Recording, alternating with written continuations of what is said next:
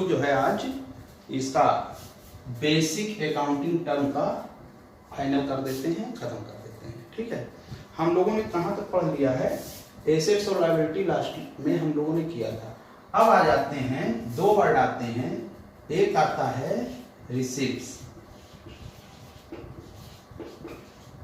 और एक आता है, इसको बोल लेते हैं 7 कर लेते हैं। ये 7 नंबर कर लो, 7 हो चुका था, 7 कर लो जो भी हुआ होगा, और इसको हम लोग कर लेते हैं 8 नंबर। रिसीट्स के बाद आ जाएगा ये पेमेंट्स। पेमेंट्स को हम एक्सपेंसेस भी बोल सकते हैं। क्या बोल सकते हैं? पेमेंट्स और एक्सपेंसेस, इसको एक्सपेंडिचर बोलते हैं। एक्सपेंडिचर उन्होंने अलग अलग बताया, लेकिन ये सब एक ही चीज है। रिसीट्स का मतलब होता है प्राप्त करना, प्राप्त, वो भी क्या होगी? कैश प्राप्त होगी, रुपए प्राप्त होंगे, कैश प्राप्त हुआ। ठीक, पेमेंट एक्सपेंसेस यार, इसका मतलब होता है कैश पेड, कैश पेड। ठीक है, ये बैंक के थ्रू भी हो सकता है। किसके थ्रू हो सकता है? ये कैश तो है ही है, कैश के अलावा बैंक भी हो सकता है, पेड बाय बैंक। क्या हो सकता है? ये प्राप्त रिसिप्ट, बैंक में पैसे जमा हुए हैं, पेड, कैश पेड, या पेड बाय चेक, चेक के थ्रू पेमेंट करना। अब रिसिप्ट, बिजनेस में पैसा आ रहा है, बिजनेस में पैसा कैसे आएगा? सेल से आएगा, गुड्स सेल करेंगे तो पैसे आएंगे। उधार सेल किया है, क्रेडिट में सेल किया है, तो क्रेडिट की सेल जब होगी तो कस्टमर्स को गया होगा हमारा गुड्स, कस्टमर हमको उधारी वापस करेंगे, वो पैसा वापस करेंगे। तो collection from customer, collection from customer. ठीक है, तो कलेक्शन आ जाएगा, तो दो कैश हो गए, कैश सेल हो गई और कस्टमर से कलेक्शन हो गया। फिर हमारा काम, मान लो कमीशन एजेंट भी है, तो हमें कमीशन भी मिल जाएगा। कभी कभी होता है ना, कोई कोई प्रोडक्ट आता है, जैसे पतंजलि का प्रोडक्ट होता है, बहुत मार्जिन नहीं है, 10% बोलते हैं, एमआरपी पे हम, आप गुड्स सेल करोगे, जितने की सेल करोगे हम 10% कमीशन देंगे, तो हमारा कमीशन रिसीप्ट हो जाएगा। फिर हमने कोई अपना किराए पे मकान वगैरह उठा रखा है, किराए पर मकान उठा रखा है, या दुकान है, या उसका जो भी है गोडाउन है, किराए पे दे रखा है, तो किराया मिलेगा, तो रेंट रिसिप्ट हो जाएगा। तो रिसिप्ट आ गई कि नहीं आ गई? तो रिसिप्ट हमारी दो तरह की होंगी। ये जो रिसिप्ट हैं ये हमारी दो तरह की होंगी। ठीक है, रिसिप्ट जो हैं, प्राप्तियां दो तरह की होंगी। ये जो पहली होगी, फर्स्ट कर लीजिए, ये रिवेन्यू नेचर पहली वाली कर लीजिए, रिवेन्यू नेचर रिसीट्स। और सेकेंड आएगी कैपिटल नेचर रिसीट्स। अब रिवेन्यू नेचर क्या है? रिवेन्यू नेचर रिसीट्स, ये जो होती है, ये नॉर्मल बिजनेस एक्टिविटी से होती है। किससे होती है? Normal business activity. Normal business activity क्या होती है? Number first cash sales, cash sales. Number second collection from debtors. ये जो डेटर्स हैं, कलेक्शन फ्रॉम डेटर्स, ये जो डेटर्स लिखा गया है, जिन लोगों को उधार सेल किया जाता है, जिन लोगों को उधार, उधार को बोलते हैं क्रेडिट, गुड्स सेल करते हैं, उनको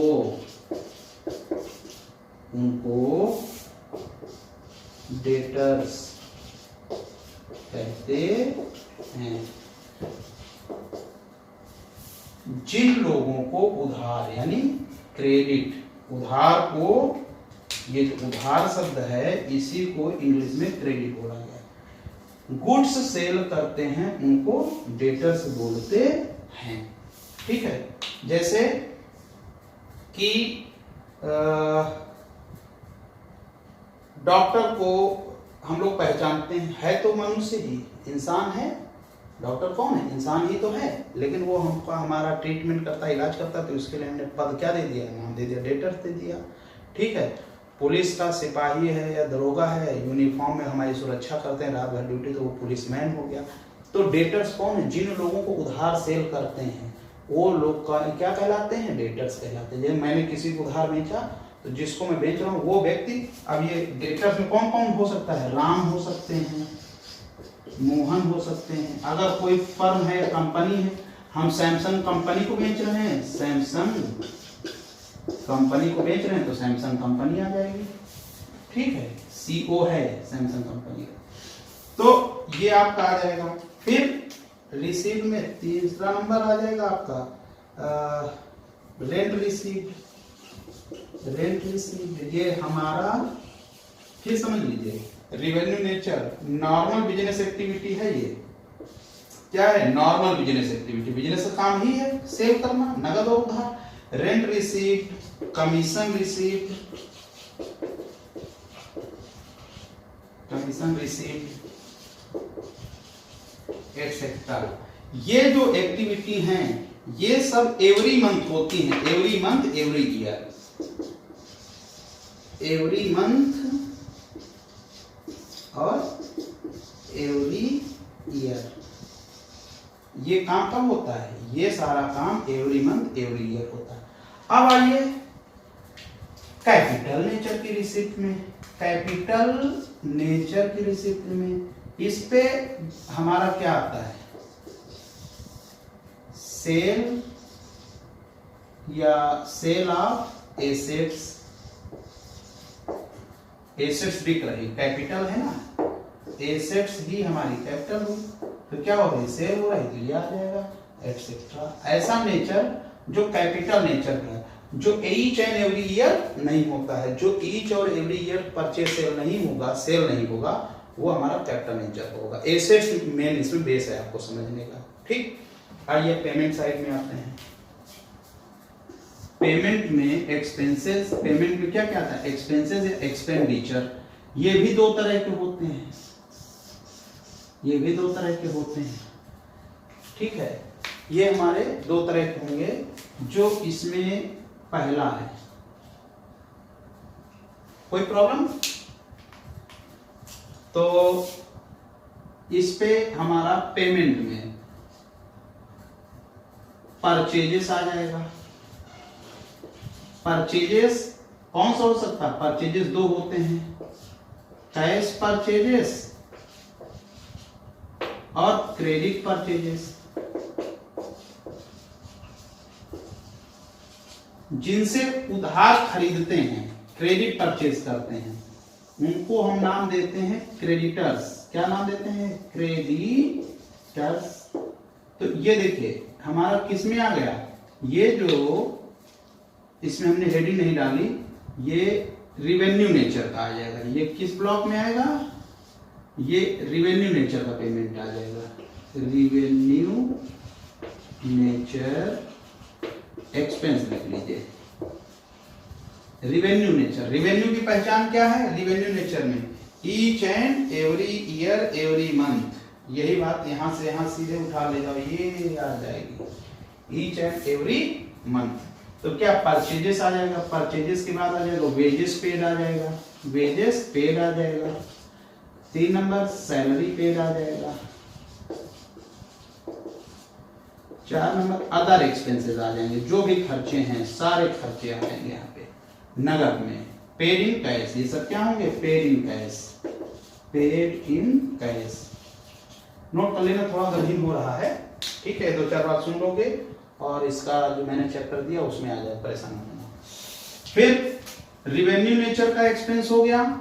ठीक, ये इसको हम फर्स्ट पार्ट लिख के दे रहे हैं, रेवेन्यू नेचर और कैपिटल नेचर एक्सपेंसेस या एक्सपेंडिचर। इस पे परचेजेस ऑफ एसेट्स आ जाएगा। क्या आ जाएगा? परचेजेस ऑफ एसेट्स, जो बिजनेस में एसेट्स रहे, लैंड है, बिल्डिंग है, फर्नीचर है, ठीक, ये आपके पेमेंट्स आ गए। ठीक, इतना आप लोग नोट करिए, फिर हम बोर्ड रख करते हैं नोट। चलिए, इसको आप लोग जो है अच्छे से नोट कर लीजिए, और अगर थोड़ा बहुत डाउट हो तो 2-3 बार इसको सुन लीजिएगा, समझ में आ जाएगा। बोर्ड रख कर लेते हैं, ठीक है। चलिए, अभी एक छूट गया था हमारा एक्सपेंसेस, उसको भी कंप्लीट कर लेते हैं। एक एक्सपेंसेस होता है डिफर्ड रिवेन्यू एक्सपेंसेस। देखो, डिफर्ड रिवेन्यू एक्सपेंसेस, ये जानते हो क्या होता है? इसको सिंपल सी भाषा में लिख लेंगे, एक्सपेंसेस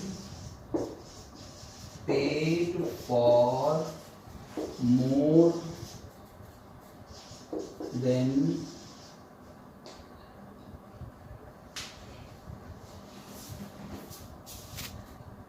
रेड वाला दिख रहा है, more than 1 accounting year.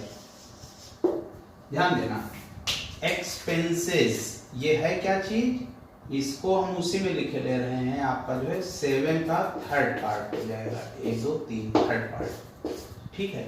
Expenses paid for more than 1 accounting year, जैसे हमने 3 ईयर के लिए पे कर दिया, 3 years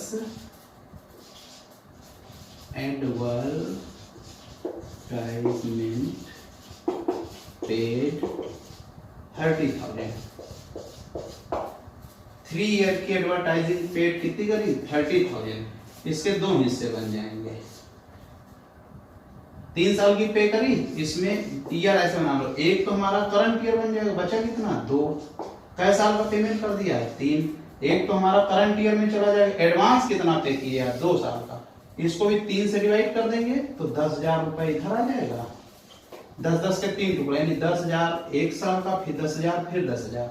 3 साल के लिए दिया है तो इसके 3 टुकड़े बना लो, 10,000 के तो 10,000, तो ये 20,000। तो ये जो आपका आएगा, ये डिफर्ड रेवेन्यू एक्सपेंसेस आएगा, 1 साल से अधिक के लिए दे दिया। ठीक, अब आ जाते हैं हम लोग, एक शब्द आता है रिवेन्यू। क्या आता है? रिवेन्यू। ठीक, एक लिख लो, revenue from operation. Revenue from operation, इसको जो बोला जाता है सेल्स माइनस सेल्स रिटर्न। देखो, हमने 1 करोड़ की सेल करी। कितने की सेल करी? 1 करोड़ की। 10 लाख का गुड्स उनके मतलब का नहीं था, उन्होंने हमें रिफंड कर दिया, वापस कर दिया, तो सेल रिटर्न कितना हो जाएगा? 10 लाख। तो 1 crore minus 10 lakh is equal to revenue from operation, हमारा 90 लाख आ जाएगा। अब आ जाइए, एक शब्द आता है आपका प्रॉफिट। ये आपका 8 नंबर कर लो, इसको 9 नंबर कर लो। एक आता है प्रॉफिट और एक शब्द आता है लॉस। ठीक है, देखिए, प्रॉफिट को हम डिफाइन करना चाहें तो all incomes minus all expenses and losses. ठीक, ये अगर हम कर देते हैं तो हमारा क्या जाता है? प्रॉफिट। प्रॉफिट कैसे है? ऑल इनकम, सारी इनकम, सेल वगैरह जो हो रही थी ना, minus all expenses and losses. All expense में एक्सपेंस को रिवेन्यू नेचर का होना चाहिए। कौन सा होना चाहिए? ये जो है, ये टोटल जो बन रहा है, ये रिवेन्यू, ये हटा देना। लॉसेस जो है इसमें अगर हम कैपिटल नेचर का तो नहीं लेंगे, रिवेन्यू नेचर के आने चाहिए, कैपिटल नेचर के नहीं। ईच एंड एवरी ईयर होने वाले लॉस, इसका जस्ट अपोजिट कर दो, ये जो दिया है ऑल इनकम कम हो, ऑल एक्सपेंसेस लॉसेस ज्यादा हो, यानी इसको रिवर्स कर दो, ये वाली वैल्यू इधर आ जाएगी, ये वाली वैल्यू इधर आ जाएगी, तो वो लॉस में कन्वर्ट हो जाएगा। ठीक है, तो हम लोग लिख देंगे ऑल एक्सपेंसेस, कौन से, revenue nature plus all losses, ये भी रिवेन्यू नेचर के ही होंगे, ये पूरा ब्लॉक एक ही है, ठीक है ना, माइनस ऑल इनकम्स। अच्छा, ये जो प्रॉफिट है या ये लॉस है, इनके तीन नाम से और जाने जाते हैं, दो नाम से, एक ग्रॉस प्रॉफिट आता है और एक नेट प्रॉफिट आता है। नेट प्रॉफिट आता है, मैं आपको बता देता हूं कि जैसे हम रामायण देख चुके हों, हम रामायण देख चुके हों या जो भी आप कल्चरल जानते हो, समाज के विषय में जानते हो, जो चीज जानते होंगे उसको तो आइडेंटिफाई करना आसान है। लौ कौन है, कुश कौन है, रामायण की बात कर लेता हूँ, रावण कौन है, मेघनाथ कौन है, हनुमान जी कौन है, क्या किसका रोल था, वो कब देखने के बाद करेंगे ना, पहले तो सुन सकते हैं। तो बस कॉमर्स के लिए आप कुछ नहीं जानते हो, ये सब सुनते जाइए, और मेरा प्रॉमिस है कि 4, 5, 6 चैप्टर जब आप कर चुके होंगे, दिक्कत हो रही क्या कुछ, 5-6 चैप्टर आप जब पढ़ चुके होंगे तो धीरे धीरे समझ में आ जाए। कम से कम आपको 40-50 लेक्चर में इनेबिलिटी बहुत अच्छी हो जाएगी समझने की। ठीक है, तो ये जैसे हमने लिख दिया ग्रॉस प्रॉफिट, इसका रोल रिलेशन जो है ट्रेडिंग अकाउंट से है, किससे है, ट्रेडिंग अकाउंट से, दिख रहा है, कोई दिक्कत नहीं। और ये जो है नेट प्रॉफिट है, इसका हमारा प्रॉफिट एंड लॉस अकाउंट से, इनको आगे हम समझेंगे इसलिए परेशान हो, यहां तक आप नोट कर लीजिए, इसको नोट कर, पूरा ये भी नोट कर लेना, लेकिन इसको हम समझ लेंगे बाद में, ठीक, नोट करिए। चलिए, एक शब्द हमको मिलता है गेन, एक शब्द हमको मिल जाता है गेन, ठीक है, यहाँ पे जो गेन है, ठीक, ये हमारा, इसको बोलते हैं profit from sale of assets, profit from sale of assets. Assets कौन सी हो सकती है, लैंड है, बिल्डिंग है, फर्नीचर है, मशीनरी है, इन्वेस्टमेंट है, इनको हम बेचते हैं, सेल कर रहे हैं, तो उससे हमको गेन हो जाएगा। जैसे यहां पे हम लिखेंगे परचेज प्राइस ऑफ लैंड, एक जमीन का टुकड़ा है, हमने उसको परचेज किया था 1 लाख रुपए में, 1 लाख में, और सेल प्राइस ऑफ लैंड, इसको बोलते हैं खरीदना और इसको बोलते हैं बेचना। ठीक, कुछ बच्चे जो है सेल प्राइस ऑफ लैंड, ये हमारी आ गई 1,50,000 की। तो देखो खरीदे हमने कितने में, 1 लाख में, सेल कितना कर रहे हैं, 1,50,000 रुपए, फायदा कितना हो रहा है, गेन हमारा जो है गेन हो रहा है। फार्मूला क्या लिखा मैंने, हमने लिखा sale price minus sale price of assets minus purchase price of assets. तो ये देखिए sale price of assets 1,50,000, purchase price ये एसपी सेल प्राइस, और ये पीपी परचेज प्राइस 1 लाख, दोनों का डिफरेंस आ गया रुपए 50,000, 50,000, ये आपका क्या आ गया, ये आपका गेन हो गया। क्लियर समझ में आया नहीं आया? चलिए इसके बाद हम लोग जो है समझ लेते हैं। एक वर्ड आएगा, जो भी है इसका भर लीजिएगा, जो भी नाम है इसका सीरियल जो भी है आप लिख लीजिएगा। एक आता है क्रेडिटर्स, इसको लिख लो, जिन लोगों से, यानी जिन लोगों से क्रेडिट, ब्रैकेट में लिख लो, उधार, गुड्स परचेज किया जाता है, उनको क्रेडिटर्स कहते हैं। क्रेडिटर्स किनको कहते हैं? जो भी है 9, हमको लगा 10 ये होगा या 11 ये होगा, ठीक है। जिन लोगों से क्रेडिट, क्रेडिट का मतलब उधार, गुड्स परचेज किया जाता है, उन लोगों को क्या बोलते हैं? क्रेडिटर्स। 12 नंबर पे हम डेटर्स बता चुके हैं।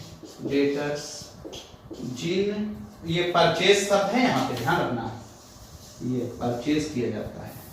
और इसमें मैंने लिखाया था भी आपको, डेटर्स, जिन लोगों, इंग्लिश में लिखवा दी क्या? Credit goods sold to the person, that person या दिस पर्सन कॉल्ड डेटर्स। ठीक, डेटर जिन लोगों को उधार गुड्स सेल किया जाता है, डेटर्स कहते, उनको डेटर्स कहते हैं। अब यहाँ पे एक चीज आपको बार बार सुनाई पड़ रही है 13 नंबर में गुड्स। ये गुड्स क्या है? ये गुड्स है क्या? जो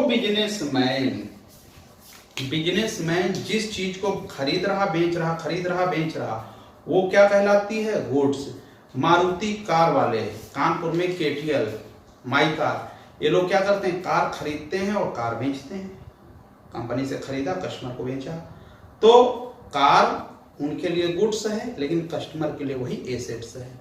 मैंने रिंग पहन रखी है, ये काशी ज्वेलर से लाए हैं, तो मेरे लिए ये क्या है? एसेट्स है। लेकिन काशी ज्वेलर्स सोना खरीद रहे हैं, बनी बनाई रिंग खरीद रहे हैं और सेल कर रहे हैं, इनके लिए क्या है? गुड्स है। तो गुड्स क्या होता है? यहां पे लिखेंगे any item purchased for resale called goods. Any items purchase, कोई भी आइटम हो, फॉर रीसेल, दोबारा बेचने के लिए। अब यहाँ पे कॉल्ड गुड्स, ठीक, एनी आइटम कोई भी हो सकता है, वो गुड्स की डेफिनेशन में आ गई। यहाँ पे ये है, रख कर दे, इसको नोट कर लो, फिर इसको हम रख करके आगे चलते हैं। देखिए वीडियो लंबा बन रहा है, इसलिए हम इसको थोड़ा सा पहले से नोट कर लिए हैं। जैसे एक वर्ड आपको मिलेगा परचेज। परचेज का मतलब होता है goods purchases for resale, goods purchases for resale या goods purchases for manufacturing, goods purchases for manufacturing. कभी कभी हम लोग रॉ मटेरियल परचेज करते हैं, कच्चा माल, रॉ मटेरियल, इसको RM लिख लो, रॉ मटेरियल। अभी मैं आगे जो पढ़ाऊंगा तो पढ़ लेना। तो परचेज हो गया, तो जो हम बिजनेस के लिए खरीद रहे हैं गुड्स, वो यहाँ पे आ जाएगा, ठीक। इसके बाद आपका आ जाएगा सेल्स, तो यहाँ लिखेंगे सेल ऑफ फिनिश गुड्स लिख लीजिए। फिनिश का मतलब तैयार जो है, फिनिश गुड्स और एनी गुड्स, फिनिश गुड्स हो या फिनिश ना भी हो उससे। परचेज रिटर्न, परचेज रिटर्न का मतलब जानते हो, वापस कर देना, वापस करना, गुड्स वापस करना, जिससे खरीदा उसको वापस कर देना। सेल रिटर्न, गुड्स वापस आना, हमने सेल किया था तो हमारे पास वापस आ गया। डिस्काउंट आप जानते हो 10%, 5%, 20% हो सकता है। डिस्काउंट दो तरह के हो सकते हैं। डिस्काउंट जो है ये एक होता है ट्रेड डिस्काउंट और एक होता है कैश डिस्काउंट। ये देखो इन दोनों में बेसिक डिफरेंस क्या है। जैसे हम पार्ले जी का बिस्कुट लेने गए, 5 रुपए का मिलता है हमको, दुकानदार को 10% डिस्काउंट में मिलता है। 5 रुपए का है, उसने 100 पैकेट लिए, 500 के हुए, 500 का 10% कितना होगा 50। जो 50 कम होगा वो कौन सा डिस्काउंट होगा, ट्रेड डिस्काउंट होगा, उसको हमेशा मिलना है ट्रेड डिस्काउंट। अब एक होता है कैश डिस्काउंट, वो 450 तुरंत पे कर रहा है तो बोल देगा ऐसा हम 2% एडिशनल डिस्काउंट देंगे, तो एडिशनल डिस्काउंट नहीं, तुरंत नगद उसको पेमेंट मिल जाए। तो अब 500 में से तो 50 10% लेस हो गया, बचा कितना 450। अब 450 का मान लेता हूं कि 2%, तो 450 का 10% कितना होगा, 1% निकाल लीजिए, तो 2% आएगा 9 रुपए, कितना आ जाएगा 9 रुपीज, तो निकाल लीजिएगा। तो कैश डिस्काउंट तुरंत पेमेंट करने पे मिलता है, अगर तुरंत पेमेंट नहीं करें तो ट्रेड डिस्काउंट मिलेगा मिलेगा। आगे इसको समझेंगे ना, परेशान होना, ठीक है, वीडियो बड़ा हो रहा है इसलिए। बैड डेट्स, ऐसा पैसा, ऐसी सेल्स जो अब, ऐसी उधार से, क्रेडिट सेल, ऐसी उधार सेल्स जो अब वापस नहीं, ऐसी उधार सेल्स जो अब नहीं मिलेगी, नहीं मिलेगी, कंफर्म हो गया। बैड डेट्स किसको बोलते हैं, ऐसी उधार सेल जो अब नहीं मिलेगी। कैसे, वो जो बिजनेसमैन था जिसको उधार सेल करते तो गायब हो गया, मिसिंग है, तो हम इसको बैड डेट्स मान लें, डूब गया, इसको क्या बोलते हैं, डूब गया पैसा।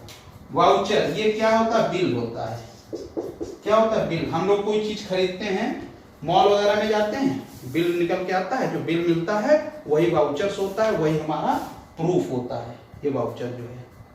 ठीक, आगे आ जाइए। डेप्रिसिएशन, इसको बोलते हैं decrease, decrease in, decrease in the value of assets by regular use।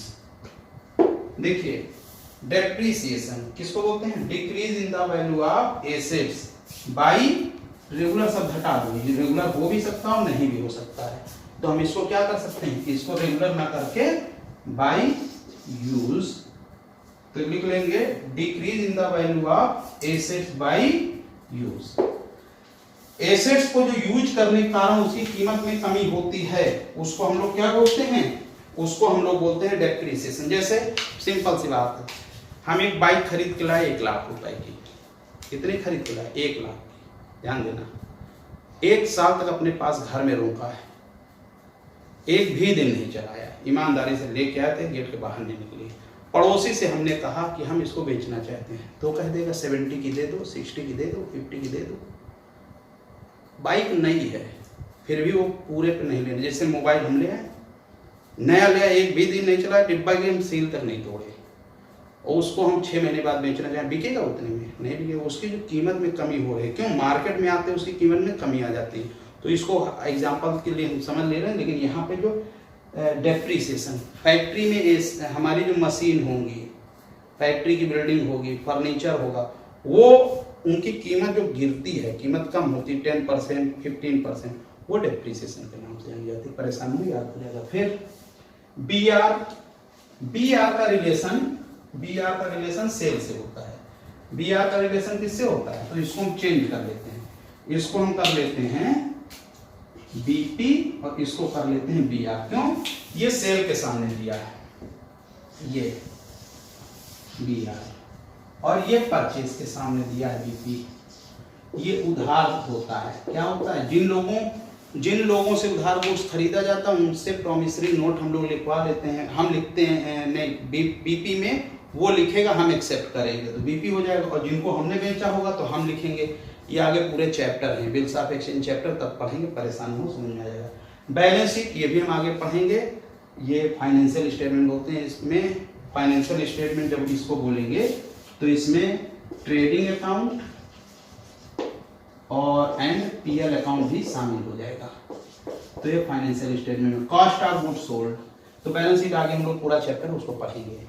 Cost of goods sold, ऐसा गुड्स जो बेचा गया उसकी कॉस्ट, बनाने की कॉस्ट, ठीक है, उसको इसमें हम लोग कॉस्ट में शामिल करते हैं। उसमें केवल फैक्ट्री तक के खर्चे शामिल होंगे, फैक्ट्री तक के, ऑफिस और एडमिनिस्ट्रेशन नहीं होंगे। इसको आगे पढ़ेंगे, समझ में आ जाएगा। डन, नोट करिए बेटा, आराम से नोट।